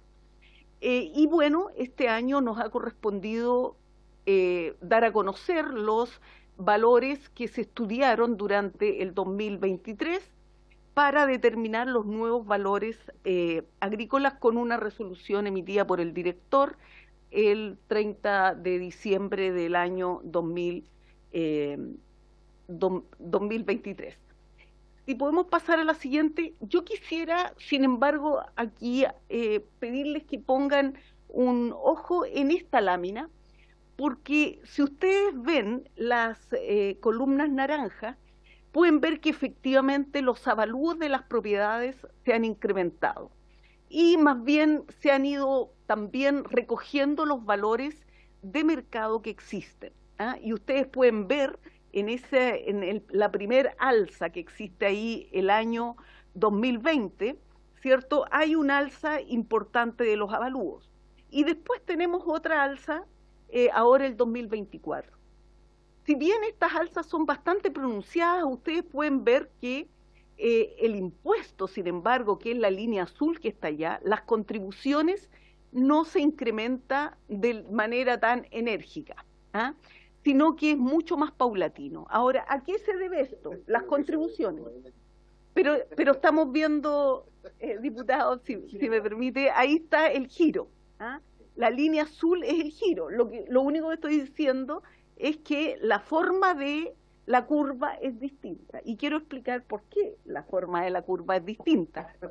Pues bien, porque una cosa es la base imponible, que efectivamente ha subido, pero también existe una indicación en la ley que establece que el giro total de contribuciones, el giro total del impuesto, entre un semestre y el semestre en que ocurre, el semestre anterior y el semestre en que ocurre el reavalúo, no puede subir más de un 10%. Eso está establecido por ley. Ahora, ¿cómo se hace este milagro? Pues bien, lo que corresponde cuando sube más de un 10% es que se ajusten las tasas de la ley, ¿ah? La tasa de la ley establece que es de un 1%. Sin embargo, esta tasa solo se utilizó el 2004 y el 2009. El 2016 la tasa ya bajó a un 0,86%, con lo cual esta curva por supuesto que se atenúa. Después tuvimos el 2020 un 0,514. Esa fue la tasa del impuesto del 2020. Y este año la verdad es que es la tasa más baja de la historia, es un 0,4%. Por supuesto, la base imponible sube. No, pero lo que estoy diciendo es solamente que la tasa es lo que modijera el impuesto a pagar, ¿ah? Evidentemente los avalúos han subido y creo que nadie podría... Pero harto más que lo que era antes un 1%.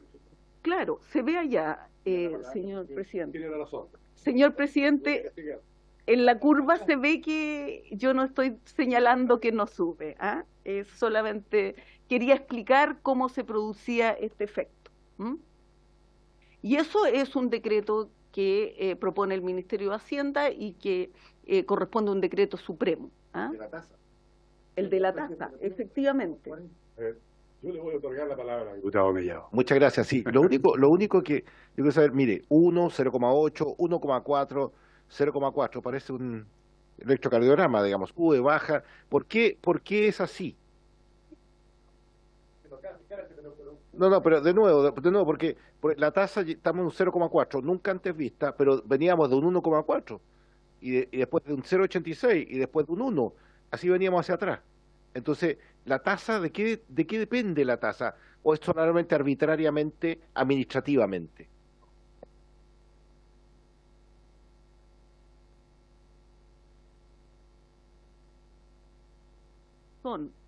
Por la cual, diputado, se requiere bajar la tasa es porque hay una tasa establecida en la ley. Esa tasa es de un 1%. Y la ley establece que si el giro total de contribuciones entre el semestre que se cursa el reavalúo y el semestre anterior sube más de un 10%, el presidente de la República tiene que proponer una tasa distinta. si se aplicaba un 1% como tasa, que es la tasa que correspondería por la ley, habría habido efectivamente un incremento muy superior a un 10%. Por eso es que en cada año se ha ido bajando la tasa. Y en el 2004, que es donde está más baja, en realidad aquí incluso está más hacia la izquierda todavía, es un 1%, que lo que se utilizó porque no hubo este incremento. Después, el 2009, que es el siguiente reavalúo, se vuelve a utilizar la tasa de la ley, un 1%. Sin embargo, el año 2016 es necesario plantear otros escenarios que permitan que el incremento del giro sea inferior al 10% que establece como máximo la ley. Y es por eso que en esa ocasión se determinó que la tasa era un 0,86. Después, el 2020, siguen subiendo los avalúos, efectivamente, el mercado así lo señala. Pero en ese caso, el 2020 nuevamente se incrementa más de un 10% el giro y por lo tanto nosotros proponemos una tasa que finalmente determina el presidente de la República de 0,514. La magia que dice. Es la contradicción que se ve aparentemente, ¿no? 514. Lo voy a poner porque lamentablemente no lo pusimos en la presentación y lo vi recién, lo traje exprofeso para explicarlo. Y el 2024, la tasa que tenemos actualmente, fue definida por el presidente de la República en 0,4. Notoriamente inferior al anterior, que era de 0,514. ¿Qué pasa aquí? Lo hace. Aquí no puede. Eso lo voy por un 10%. No, está bien, pero pasa aquí colocando 0,4, pasa aquí colocando No. ¿qué pasa aquí? Eso, a ver, Diputado, yo creo que ahí... ¿Les parece si me empiezan a pedir la palabra para que esta Sí. cosa lo ordenemos, no? Entonces, Sí. le voy a pedir el mismo director, por favor. En lo más macro, aquí tenemos dos efectos.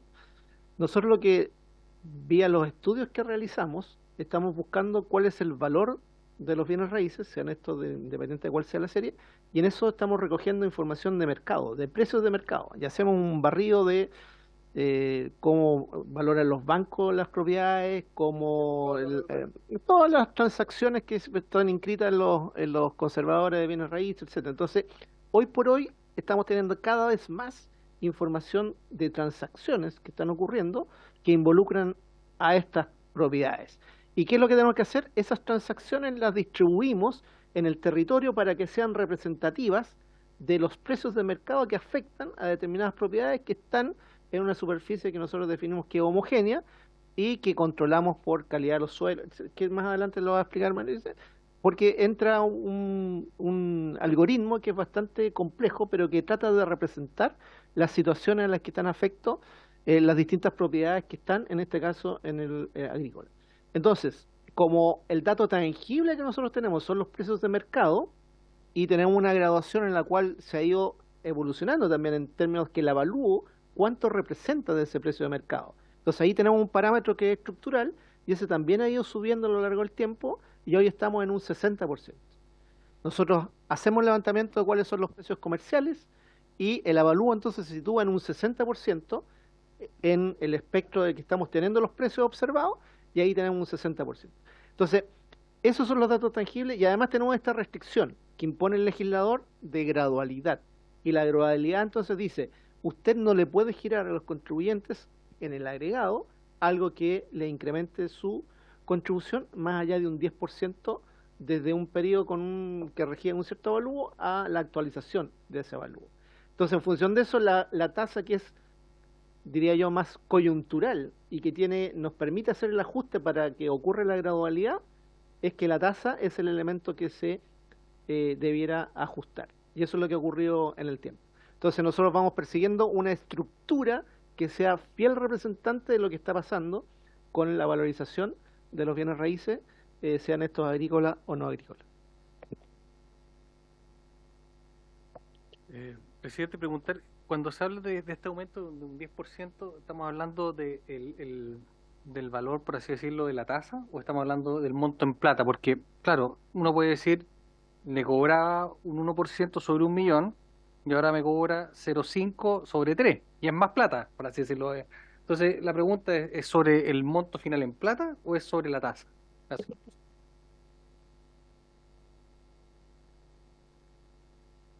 Director, si me permite. Efectivamente, esto es la sumatoria de todas las contribuciones que pagamos todos los ciudadanos del país. Eso es lo que no puede subir en un semestre en que se hace el reavalúo respecto al semestre anterior. Es en plata, en el fondo, efectivamente, los recursos totales. Ahora, los recursos de impuesto, no los avalúos. Los avalúos no se pueden determinar arbitrariamente por nosotros, tal como lo explicó el director, obedecen a un estudio de mercado que nosotros hacemos y que podría explicar a continuación si... Sí, es que quiero checar enseguida la pregunta, o sea, las consultas que va a hacer nuestro colega Cifuentes, pero yo quiero hacer una antes. A ver, quiero entenderlo así. El problema es que en qué momento se empezó a usar como uno de los componentes relevantes el valor comercial. Porque ese valor comercial efectivamente lo que hace es a este algoritmo agregarles valores que antes no tenían tanta movilidad, no tenían tanto crecimiento. Yo me estoy poniendo en el supuesto caso de una persona que tiene una jubilación, que yo sé que también tiene hoy día la posibilidad de rebajar hasta un 50% un 100%. o hasta un 100%, dependiendo de la condición de la persona que esté jubilada. Pero por lo general es un 50%. Pero el terreno que tenía, el bien que tenía, efectivamente hoy día, por tener un valor comercial distinto, que ustedes ponderan distinto, ese valor se le hace imposible de poder cancelar al momento de tener que pagar las contribuciones. O sea, una consulta es cuánto incumplimiento hay de los pagos de contribución hoy día en Chile. Pero a mí se me ocurre que no debe ser menor el incumplimiento. Usted me dice que no. No, yo sé que te rematan, o al revés. Pero los niveles de remate también son importantes. O sea, el sacrificio de pagar hoy día una contribución es enorme de aquellas personas que se le ha disparado los valores de su bien raíz. O sea, por esa consideración que yo señalo que se incorpora este valor comercial, aparte de los otros componentes que tiene, que yo creo que influye mucho en el alza que tiene cada 4 años. Diputado Cifuentes, tiene la palabra. Gracias, presidente. Quería poder hacer una reflexión y también una consulta respecto de la tasa. Que si, la pregunta es, ¿se usa la misma metodología en lo agrícola y en lo no agrícola? O sea, se establece el diferencial, la tasa, el máximo del 10%, y finalmente, en función de los ejercicios que ustedes harán, supongo yo, llegan a un valor de recaudación estimado. Y sobre ese valor de recaudación estimado, entonces el presidente de la República establece un criterio y dice, mire, la política, ¿no es cierto?, el Ministerio de Hacienda pretende recaudar tanto y ajusta la tasa en función de un ingreso esperado. ¿Hasta ahí voy bien? Entonces no tiene sentido tener una tasa. Y me parece que tiene que pagar ahí. Y me parece que es verdad una discusión profunda respecto a este tema, porque hasta ahora se nos había dicho que es la tasa la que manda, y resulta que la tasa está fijada por un criterio político, administrativo incluso, en donde es el ministro de Hacienda, ¿no es cierto?, el que le informa al presidente de la República de esta fuente necesitamos capturar tantos ingresos. Y así entonces ajusta la tasa. ¿Es eso verdad, director? Podría prestar.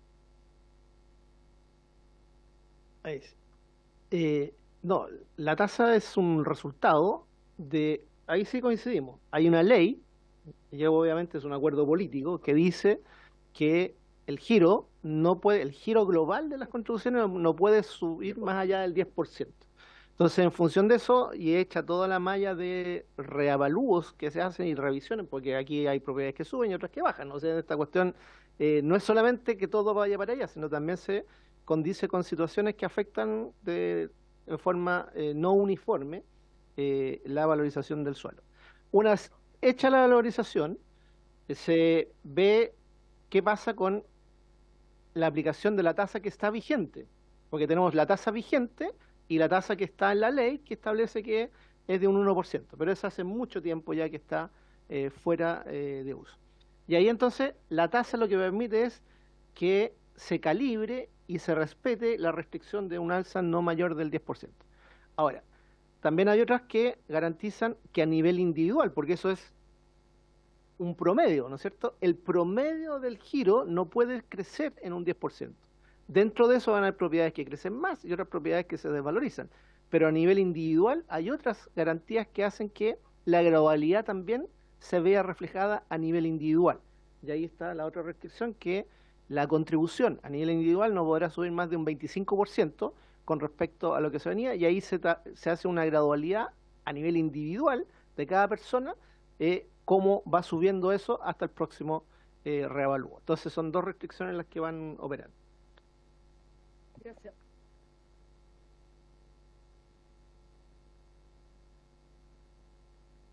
Me gustaría poder continuar la presentación, porque efectivamente esto es que Vamos, yo creo que ambas cosas, pero en la presentación se establece. lo que señor pasa es que en la diputado, presentación se responde la pregunta, me dicen acá. Entonces, por claro, ejemplo, a eso me refiero. le escuchamos, Efectivamente, el 25% es un tema que viene tocado más adelante. Si me permite, por favor. Bueno, aquí se han hecho varias preguntas y aseveraciones, pero me gustaría primero señalar que, tal como está establecido acá, la cantidad de predios agrícolas que nosotros tenemos en el catastro, lo decía hace un momento, es un poco menos que 1 millón de predios. Sin embargo, hay que decir que no son 1 millón de propietarios, son 604.927 propietarios de todos los terrenos agrícolas del país. Y si bien tenemos 1 millón de predios agrícolas, un poco menos, hay solo, permítanme decir solo, por favor, 175.033 predios afectos. Todo el resto, o sea, más de 800.000 predios, están completamente exentos del pago del impuesto territorial en el mundo agrícola. Y si lo llevamos a número de contribuyentes, dado que los contribuyentes, en el caso de lo no agrícola, también tenemos un porcentaje de exención superior al 70%, diputado. Sí, no, lo que quiero señalar es que en general la exención es alta y vamos a explicar también más adelante por qué. Entonces, hay 104.569 propietarios de estos bienes raíces que se ven afectados por las contribuciones en este ámbito. Y ustedes pueden ver, perdón, si me disculpas un segundito, por favor, acá también se establece cuáles son las grandes empresas. En general, los predios afectos, todos pertenecen a grandes empresas, el 78,2%. Y ahí está también el detalle, ustedes pueden ver un 3,8% corresponde a pequeñas empresas y un porcentaje muy bajo a personas. Gracias. Quería referirme brevemente a la metodología en la cual nosotros establecemos estos valores. Primero que nada, hay que decirlo, no es una tasación individual predio a predio, sino que es un proceso masivo, que se basa en una característica que está definida en la ley, que es la capacidad potencial de uso actualmente de un predio. Y eso se basa básicamente en se califica en los terrenos en distintas clases que las voy a detallar un poquitito más adelante, pero es independiente del uso, qué tan productivo sea el uso efectivo, porque alguien puede efectivamente producir más con el mismo terreno y con la misma capacidad potencial y otros menos. Eso no es algo que esté grabado por este impuesto, sino que solo está grabada el terreno mismo, el suelo.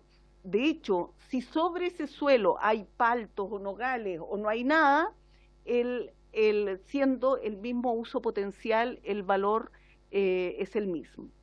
Y esto nos permite establecer un mapa de valores a lo largo de todo el país. Algunos números generales. Tenemos 327 comunas, como ustedes saben, de las 345 que tienen predios agrícolas. Los avalúos llegan a ser la suma de 38,5 billones de pesos. Y aquí está el giro, 130 mil millones. 130 mil millones, sí. Es el giro total anual de este impuesto agrícola. Ahí ya mencioné que 11,3% del total del catastro, es realmente mucho menos que lo no agrícola. Hay 772 predios que se denominan por asimilación, que son las industrias, los gallineros, etcétera. Hay un poco menos de 10.000 predios forestales y hablamos de 54 millones de hectáreas, que son lo que nosotros tenemos que valorizar. Eso significa que tenemos que poner valor por hectárea a 3.925 valores unitarios, que quieren decir, por ejemplo, la primera de riego, cuánto cuesta en la comuna de Arica, por ejemplo. Para cada valor, y cada uno de esos suma 3.925 valores. Y estamos hablando de 1,5 millones de líneas de suelo en general, porque un terreno, una propiedad puede tener distintas clasificaciones de suelo. Si me permite, por favor, aquí no me voy a detener en la clasificación. Esta es una clasificación internacional que se utiliza en todo el mundo agrícola, y de hecho es una clasificación internacional, pero que nos distribuye las clases de suelo en riego y en secano arable y no arable. Y la clase 8, que es estas rocas, montañas, que tienen principalmente un uso más bien turístico.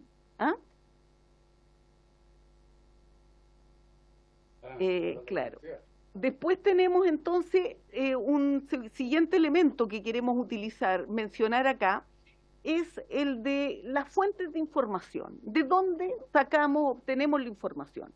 Primero que nada, de las tasaciones comerciales que nos entregan los bancos y las instituciones financieras. Esa es la primera, la más importante, porque esa clasificación tiene un detalle de todas las clases de suelo que están incorporadas en el predio. Cuando nosotros tenemos una transferencia, una compraventa, muchas veces puede estar contaminada, ¿cierto?, por alguna plantación o por alguna maquinaria. Eso nosotros lo revisamos muy unívocamente para poder utilizar esa información y hacer una depuración de estas miles de transacciones que tenemos. Después también, el director lo señaló, utilizamos las escrituras o transferencias a través de los 2890 y tenemos algunas tasaciones que nos entregan otros organismos públicos. Gracias. Quisiera también comentar que...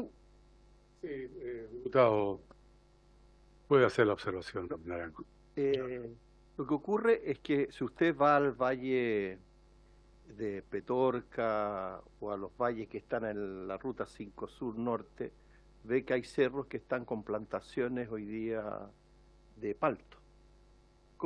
Y esos son suelos que claramente tienen categoría 4, 5, 6 de secano.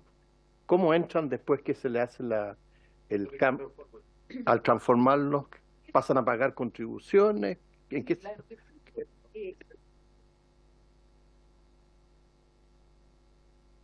En la medida en que nosotros tomamos información respecto al cambio de uso de suelo, nosotros lo hacemos por el uso real en este caso. A veces, y hace algún tiempo nos tocó participar en una comisión también por los cambios ilegales o irregulares, ¿no?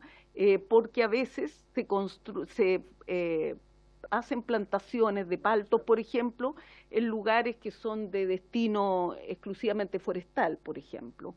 Pero ahí nosotros giramos el impuesto de acuerdo a la realidad, a lo que se está utilizando, porque eso es lo que permite determinarlo. Ahora, evidentemente, para eso tenemos que tener la información de estas varios millones de hectáreas que tenemos que tasar.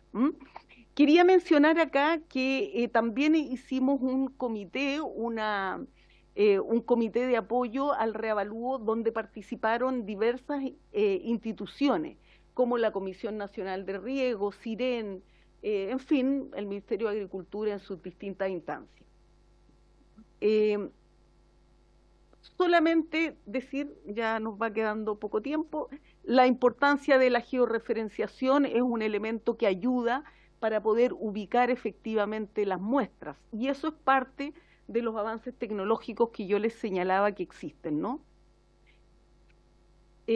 Ahí están, se pueden visualizar la cantidad de muestras que hay por cada región. La verdad es que la georreferenciación es un elemento muy importante para el estudio de valores. Por favor, si puede avanzar. Los resultados del reavalúo. Aquí hay algunos elementos que, aquí está la consulta que hacía el diputado sobre el tema del 25% que señaló el director. Voy a tratar de mirar acá porque allá no me alcanza, no me acompaña a la vista. Gracias, me está empezando. Bien. Decíamos, ¿por qué hay tantos predios exentos? Efectivamente, por un lado, tenemos algunos elementos, como señalaba el diputado, respecto a la exención indígena, u otras exenciones que están establecidas claramente en la ley. Pero la verdad es que cada vez que suben los avalúos, también sube un monto de exención agrícola, que está definido por ley. La exención agrícola se incrementa en el mismo porcentaje en el cual subieron todos los avalúos en un determinado momento. Si no, ocurriría que muchos predios que estaban exentos pasan a estar afectos y cada vez más, ¿no? Entonces nosotros incrementamos ese monto exento con ocasión de cada reavalúo, y por eso en su gran mayoría los predios mantienen su condición de afectos o exentos. No es que este año hayamos tenido este número de exenciones o que haya disminuido o aumentado, eso se mantiene bastante parejo en los procesos. El monto de exención agrícola subió en este proceso de 24 a 45 millones. Hay un monto de un beneficio de casa patronal que también está incluido en la ley. Se reduce la tasa a 0,4, tal como lo señalamos. Y aquí está, señor diputado, a la izquierda abajo, que existe un beneficio que se denomina alza gradual de contribuciones para los predios que individualmente suben más de un 25% el giro de sus contribuciones. No tenemos que confundir con el 10%, que es un valor nacional de todo lo que suben las contribuciones, con este 25% de un predio individual. Cuando un predio sube más del 25% con las nuevas tasas, entonces se le aplica este beneficio que va subiendo paulatinamente hasta el siguiente proceso de reavalúo. Bueno, ya habíamos hablado, creo, de los otros datos respecto a la reducción del valor. Bueno, aquí se habla de la reducción de un 40% de los avalúos determinados para predios agrícolas debido al 0,6% que indicaba nuestro director. Si es posible avanzar, los resultados por región están acá. ¿Cuáles son las propiedades con alza gradual? Lo van a tener para poder verlo con detalle a los que somos mayores de 30. Sí, acá está claro, puedo mencionar, que solo voy a dar, por supuesto, los números totales, que los predios afectos eran 170.000 antes del reavalúo y efectivamente pasaron a 175.000 después del reavalúo. Y los predios exentos disminuyeron levemente de 820.000 a 815.000. Acá tenemos los datos en hectáreas, el avalúo total y la contribución semestral que, como señalamos, tenía que ser un 10% como máximo, y en este caso alcanzó un 9,2% del incremento total de giro. y hay 27.000 propiedades que subieron más de un 25% y están con este beneficio de alza gradual. Vamos, por favor. ¿Ah? Sí, vamos allá. Esto de las tasas lo hablamos en detalle, si puede avanzar, por favor.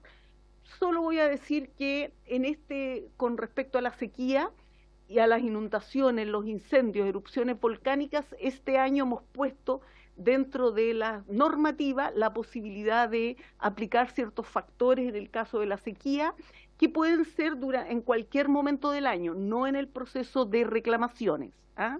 En cualquier momento del año. Si puede avanzar, por favor.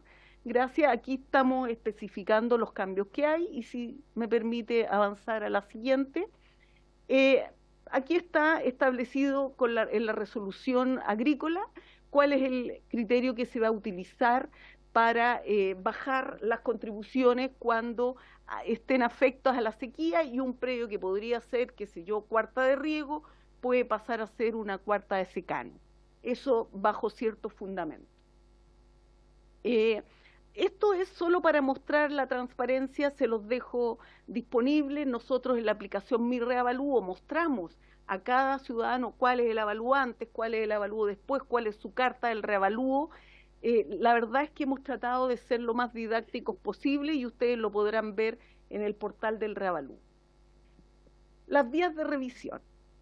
La verdad es que no solo el propietario, sino que también su representante legal, por un lado, o las municipalidades también por otro, pueden presentar un recurso de reposición administrativa ante el servicio para pedir la revisión de los nuevos avalúos. Ahora, ¿cuáles son los caminos? Primero, la exhibición de roles por 30 días, eso ya ocurrió una vez que se estableció a principios de marzo, y después hay dos vías de impugnación. Una es en el Servicio de Impuestos Internos y otra es ante los TTA, los Tribunales Tributarios y Aduaneros. En el caso del servicio existe una reposición administrativa que es fundada exclusivamente en el reavalúo y que tenemos 30 días disponibles para ello. Eso está próximo a vencer durante esta semana.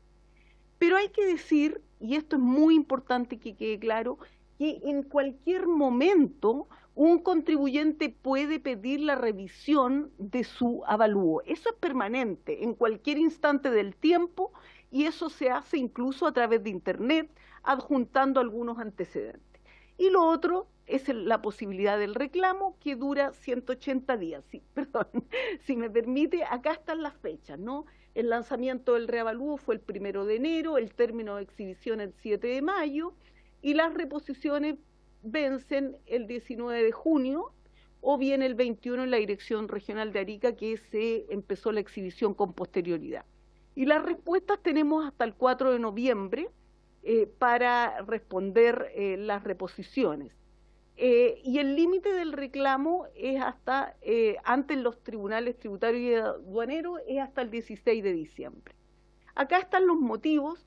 Tengo que señalar que, si me permite, gracias, con esto ya voy terminando. La verdad es que las reposiciones hasta el día viernes pasado habían llegado a un total de 44 solicitudes de reposición en todo el país.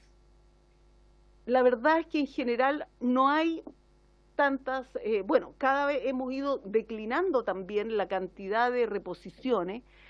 Hay un año en que hubo 50.000 solicitudes de reposición hace varios años atrás, pero hoy los fundamentos que nosotros entregamos, la transparencia que está en el portal del sitio web, yo los invito a que lo vean. Está toda la normativa, están las características especiales de cada contribuyente. Y con esto me parece que ya terminamos. Muy bien. No sé si palabras finales, director.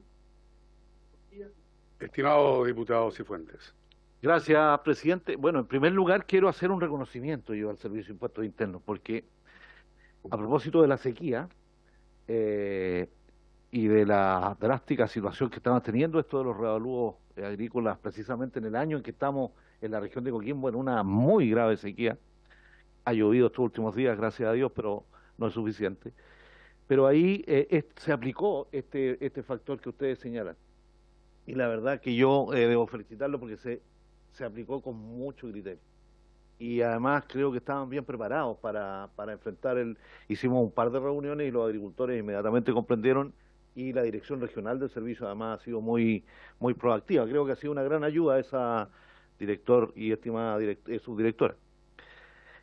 A mí no me preocupa tanto el tema agrícola en esto, me preocupa más el tema urbano. Desgraciadamente no lo vamos a ver ahora, pero yo no me di cuenta que venía, porque ahí sí que tenemos un drama muy significativo. Yo no sé lo que opinan los demás colegas, pero en el tema urbano tenemos un problema de tasaciones y de avalúo que ha quedado absolutamente desajustado. Tenemos barrios antiguos, ¿cierto, diputado?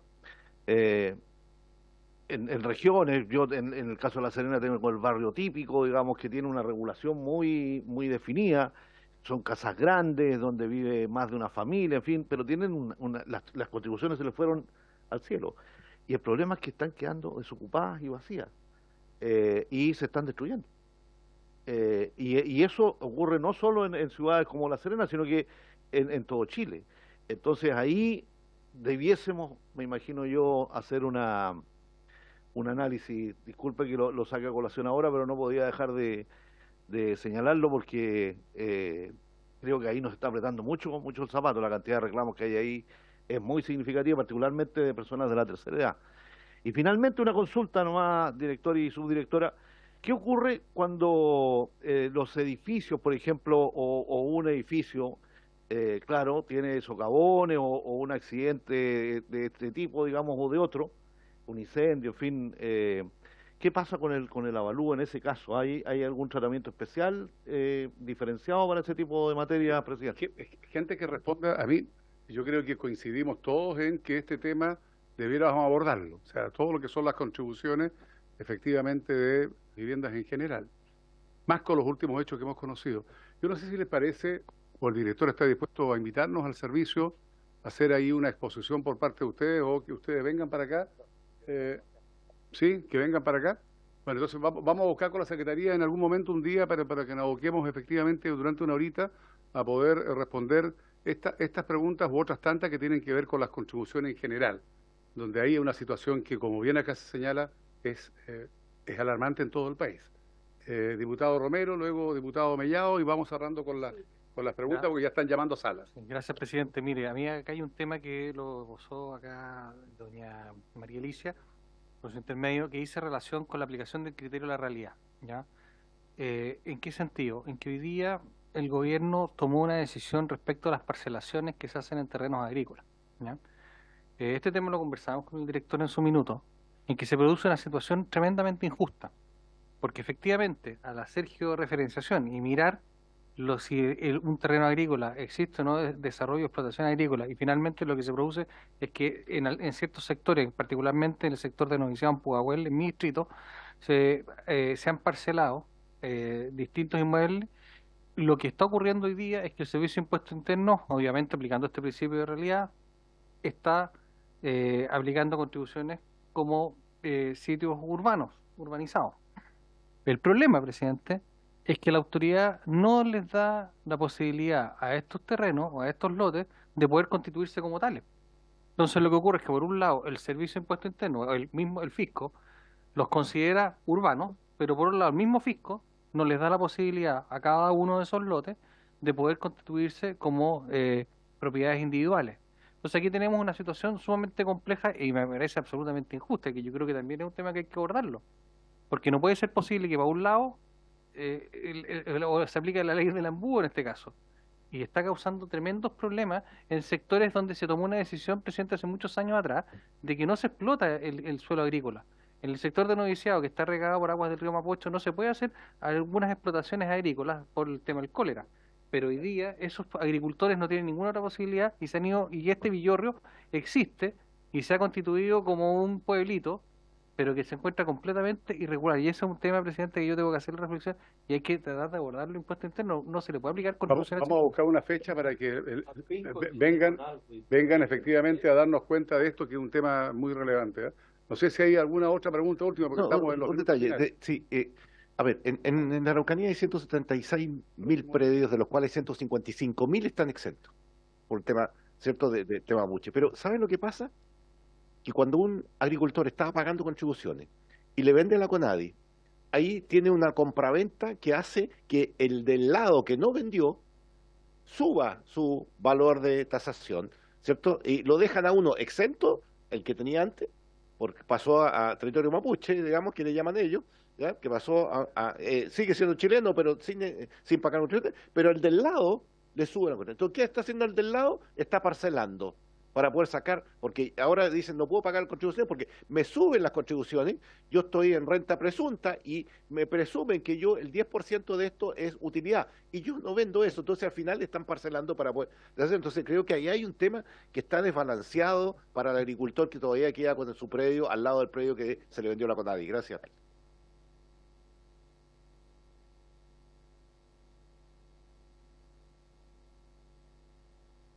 Sí, yo creo que la respuesta es más compleja que deberíamos hacer en la próxima sesión, porque son casuísticas que las exenciones efectivamente van generando estos problemas donde en el margen afectan los precios de mercado, porque obviamente hay una venta de ese privado hacia la CONADI, hay una transacción que queda registrada, etcétera.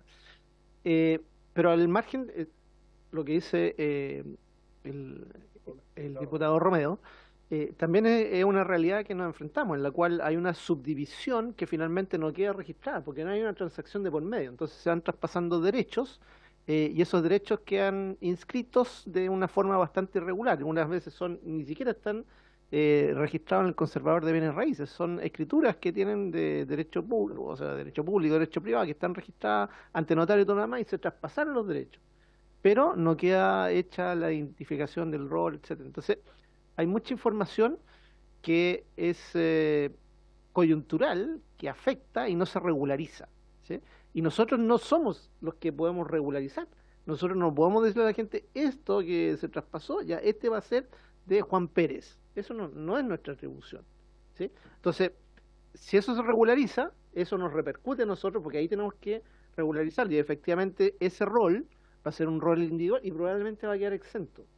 Pero mientras siga el rol registrado del paño integral y los traspasos son a nivel de estas escrituraciones que no permiten hacer una individualización exacta de la propiedad, a nosotros nos complica. Y así hay muchas otras casuísticas que están asociadas. En el caso de lo que se nos plantea acá, efectivamente nosotros estamos también posibilitando de que, producto de la inundación, hemos visto ahora casas que se las llevó el río, porque el terreno desapareció y ahora es lecho de río. Eso obviamente nosotros lo podemos reconsiderar, ya hay un avalúo en el cual ya ese terreno se perdió y disminuye la superficie. Entonces, antes, si el río se llevó la mitad de mi superficie, bueno, él puede pedir una reconsideración del avalúo y el avalúo real va a quedar en el 50% de lo que era. Y probablemente va a estar disminuido porque la posibilidad de que haya nuevos eventos y se siga llevando parte de la ladera puede ser así. Entonces son situaciones dinámicas. Todos estos departamentos hoy día obviamente tienen un valor comercial muy por debajo de lo que tenían. Muy por debajo. Entonces ahí también pueden pedir, en términos de lo que vaya a ser la situación, que se le haga una retasación en función de lo que efectivamente vaya a ocurrir y qué es lo que se va a declarar en esa zona que vaya a pasar, porque hay un sinnúmero de propiedades que están ahí indicadas. Yo creo que esto invita a una última, una segunda reunión que le agradecemos a quienes han hecho las distintas exposiciones. Habiéndose cumplido la orden del día, vamos a levantar la sesión. Muchas gracias.